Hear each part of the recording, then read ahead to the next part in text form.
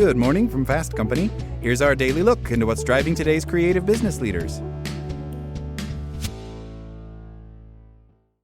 We have a complicated relationship with creativity. Intuitively, we understand its value, the ability to produce new ideas and novel innovation. Instinctively, we know that it presents opportunities for marketplace advancements. When we think of some of the most revered organizations in modern times, like the Apples and Disneys of the world, we point to their creative contributions and their impact. However, although most companies revere organizations with a creative culture, there is a deep-seated misnomer that some companies are inherently creative and others aren't, as if creativity is a rare gene or a divine gift that is bestowed on some and coveted by others. But perhaps the mystical nature of creativity isn't that mysterious after all. What if a culture of creativity is more obtainable than you think? Something you can build, not just be born with. As unbelievable as that may seem, Alejandro Chaveta, the executive creative director at Adobe, has made a career of doing that very thing. So we invited him onto the From the Culture podcast to discuss what it means to facilitate a culture of creativity. What is creativity? To start, we need to lay some groundwork. If organizational culture is the operating system by which individuals co-labor or collaborate, then fortifying a culture of creativity requires instituting an operating system that facilitates creativity. Simple enough, right? But what is creativity? There are a host of scholarly definitions, but far too many are too abstract to apply or too esoteric to operationalize. Therefore, we must first establish a working understanding of what creativity actually is if we are to integrate it into our operating system.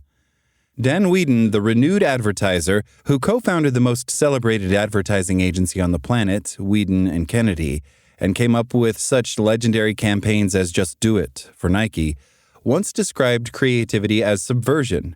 That is to say that creativity is the act of bending, contorting, or refashioning what is into something that could be. This framing of creativity makes what has long been considered something reserved for the few something far more democratized for the many, for all of us.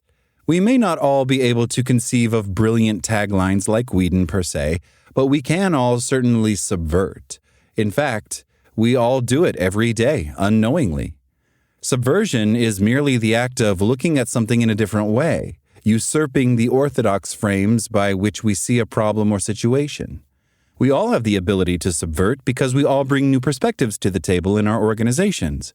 We all see the world differently, and the heterogeneity of our diverse perspectives creates a plethora of potential subversions that could lead to innovative solutions, new products, or new ways of work. The challenge isn't our ability to subvert. It's that our organizations don't recognize this ability in its employees. Chaveta argues that the key to facilitating a culture of creativity is to realize that everyone in the organization can be creative, because everyone can subvert. Not just the creative directors, not just the marketing team, but everyone.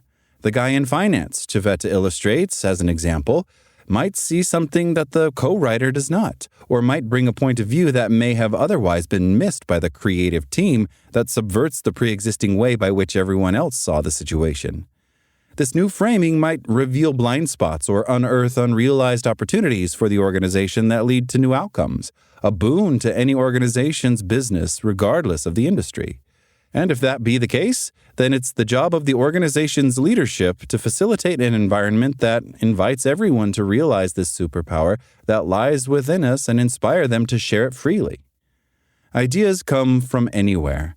In the advertising industry, where I've spent the lion's share of my career, there is a ubiquitous refrain.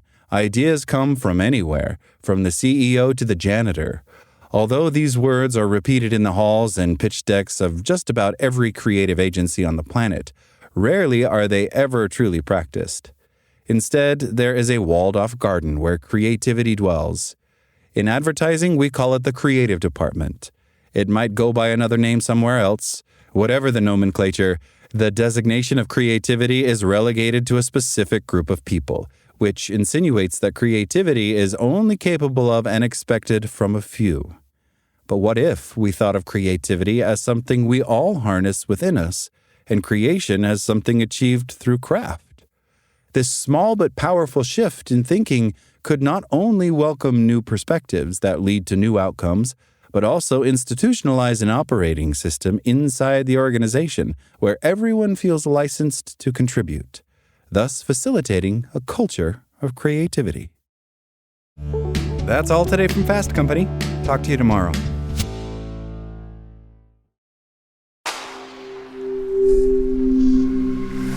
Spoken Layer.